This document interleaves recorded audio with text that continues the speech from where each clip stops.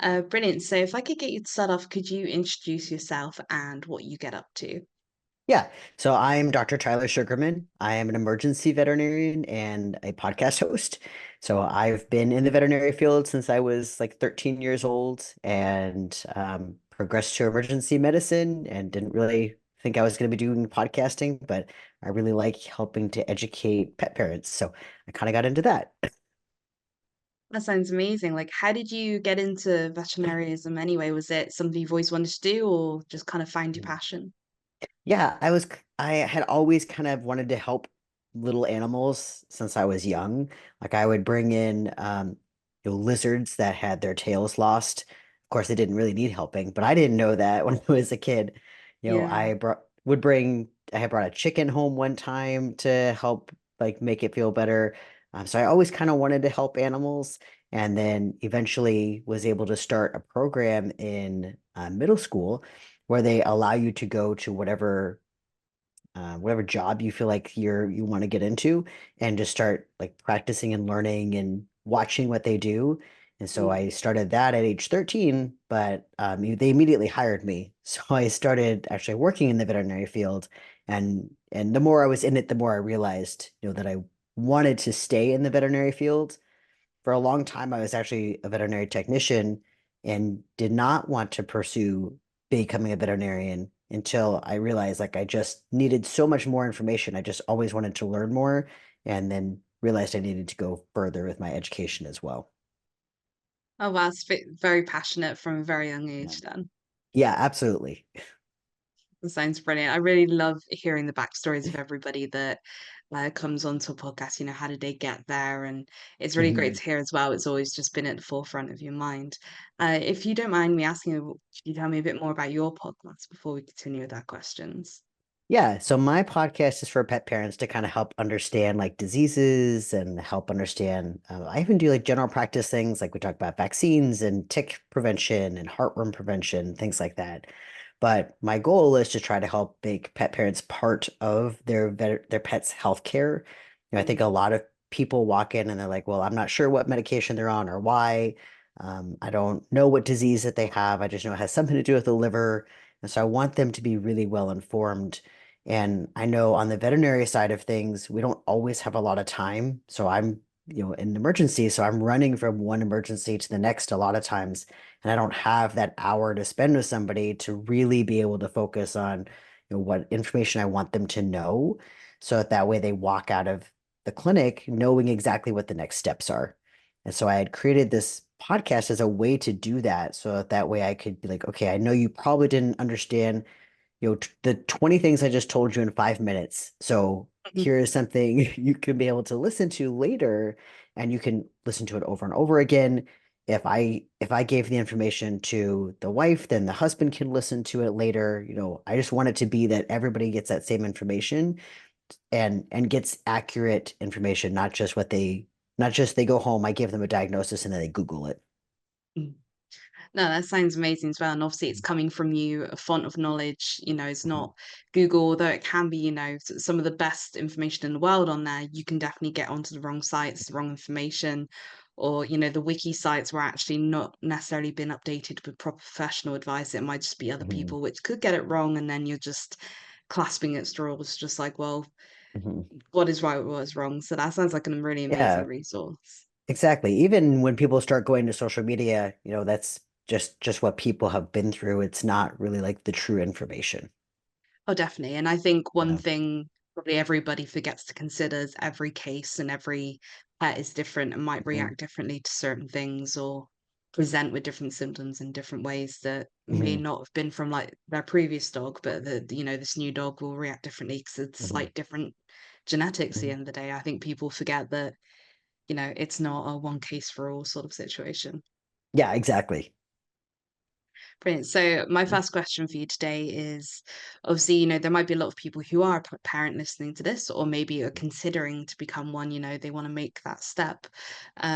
What should they consider when or if they have a pet? Like should maybe be at the forefront of their minds in terms of their vet's health? Mhm. Yeah, I think that lifestyle is a really big thing to consider. So if you're a very sedentary person and you get a dog, let's say it's a very, very active dog, then a lot of people think, well, because the dog is more active, I'm going to become more active. And that's great. We do want people to get out and walk more and stuff, but some of these dogs are like very high energy, high drive. It's like they need lots and lots of work. They need not Mm, just a walk, they need a job. They need to be going out multiple times a day. They need multiple runs. They need to go to the dog park multiple times a day. So I think just kind of considering lifestyle is a really big thing. On mm. the opposite end, you also don't want to be a runner and getting like maybe a small lap dog to run, you know? So I think lifestyle is really big, just to kind of consider that and considering who else is in the house as well. If you don't have a pet, but maybe a roommate has a pet, are your roommate's pets and your pet going to get along? If you Mm, have a highly reactive pet and then you bring a new pet in, that may not be the best thing for that new pet. Or if you have kids, make sure you have a pet who's a really good pet for kids, not necessarily one that's going to be a very antisocial type pet. And also thinking about how much they're going to be held or if they want to play fetch with them and stuff, right? Because people also think about getting little small pocket pets, which I love pocket pets, but not all kids know how to gently handle pocket pets. mm, So also considering like those types of things. And also people I think don't always consider what's typical for the breed. Not every, I've definitely had a Chow mix who he was not a typical Chow. He was not aggressive. He was the nicest dog. But but that doesn't always mean that they're not going to be like what the breed is normally known for. So just taking those things into consideration, like doing your research beforehand, making sure that it's going to be the right fit instead of, I feel like a lot of people will go out and just decide they're like that day, they're like, I want a dog. And then they just go in, they get a dog. Or you see a dog that somebody's mm. selling. And so you just buy the dog rather than like doing your research on all of those things. Yeah, and I think definitely there's a big difference between, I guess, when you purchase a puppy, but also Mhm, if you're adopting a dog that's had mhm. previous experience with different owners, because then you need to consider, maybe actually they don't like kids because they had a rough time Right. with kids in their previous home, and you need to really, really take that into account because it's like, at the end of the day, I think it's a big commitment. And obviously, if you do end up returning the dog, it's not a fun time, I think, for both Mhm. parties, because then the dog's Right. like, what did I do wrong? And when actually you didn't consider its needs in the first Mhm. place. Yeah, and I think the humane societies are really great at trying to like weed that out in the first place. A lot of them, Mm, they'll put them with kids and see how they do. They'll put them with cats and see how they do. They'll put them with other dogs, like both dogs that are very dominant dogs and dogs that are very submissive dogs, and see which ones they do better with. Which I, mm. I think that people should really pay attention to that because they don't want to just adopt the dogs out, or cats out. They want them to go to the right fit. What would you suggest as well? And obviously, we've spoken more predominantly about dogs because obviously they Mhm, have quite I'd like to say active needs, whereas cats are a little bit more passive. mhm, Like what things should people consider again with cats? Because that's a whole different mhm. range of needs that maybe people don't even think about as well. Yeah, absolutely. I think there's both between adoption and purchasing. So I'm going to say real quick for like buying a cat, a lot of people who buy purebred cats don't know that they do have genetic problems. So Mm, looking into those things beforehand, because you can do testing and stuff on some of them to be able to see if they do have genetic problems. As far as like adopting cats, again, like a lot of times they will talk on there about how maybe they are a very shy cat, and so you don't want to have them with a lot of other cats because then we might have behavioral issues like not wanting to use the litter box, not because they're not litter box trained, but because they're too shy or too nervous to get over to the litter box that's next to the other cats.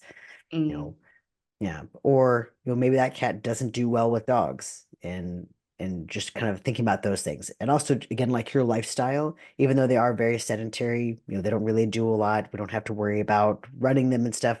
They still like a really specific environment. They like really mm, high places and they like really low places. They like to hide in things.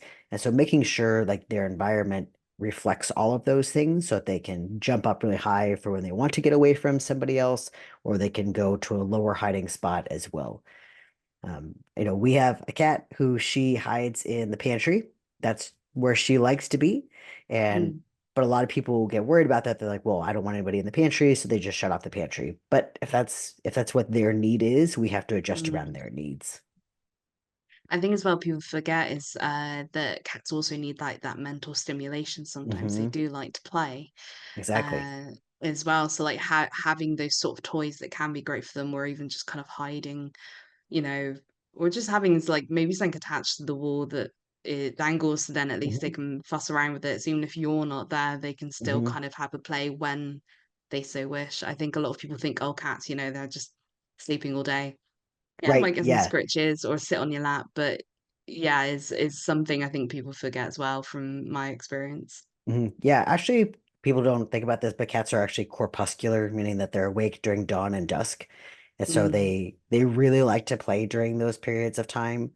Um, so having like, and you're probably not going to be awake at dawn, so you probably want to have something set up. So we have like, well, like before I've had ones that are like this little laser pointer that's on a timer, mm. and so it would Oh. go off at a certain time, so you'd know like when, like you could do it around the times that they're awake, and so it would actually like give them that mental stimulation. Unfortunately, my dogs also liked to play with it, so they broke it, but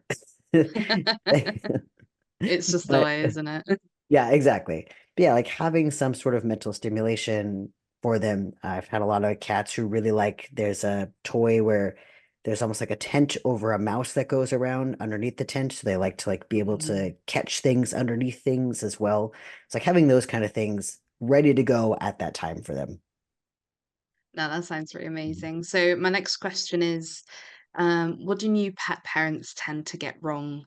When, they've just gotten the pet or, maybe they're a couple of weeks, couple of months in, what is something that you've noticed that they get wrong that maybe we can discuss today to help, future Mhm. people get right? Yeah. The number one thing I see at the vet clinic actually is it has to do with insurance. So Mm, people assume that if they buy insurance that day for their pet, that it immediately takes into effect. mm. So I talk to them a lot about, because I'll have walked into the room and they're like, "Don't worry, we just bought the insurance." I'm like, well, it doesn't work that way, unfortunately. Mm. You have to buy the insurance beforehand in order for it to be able to work, because you have, 30 days or 90 days or whatever the insurance company lays out for, not having any vet visits during that period of time. And also, they think that because they do it right now, like it won't be on their record as far as it being a predisposing condition, but it still is, because now we've been seen during that period of time. So I'd say that that is my number one thing. Also, my other things are kind of a little bit about what we had talked about before. They didn't really like, realize the lifestyle of that pet, or that they didn't really like get along with other pets. So I'll have a lot of new pet parents who adopted a new dog or bought a new dog and they don't get along. And I get a lot of dog fights as well, Yeah. or or cat fights, unfortunately. Yeah. Diet is another big thing. So I feel like a lot of people overfeed their pet, unfortunately.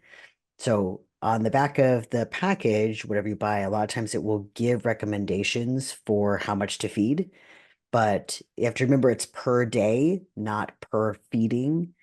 So it'll Mm. say maybe, half a cup, but that means half a cup per day. So dividing it into, a quarter cup each feeding, if that's what they want to do.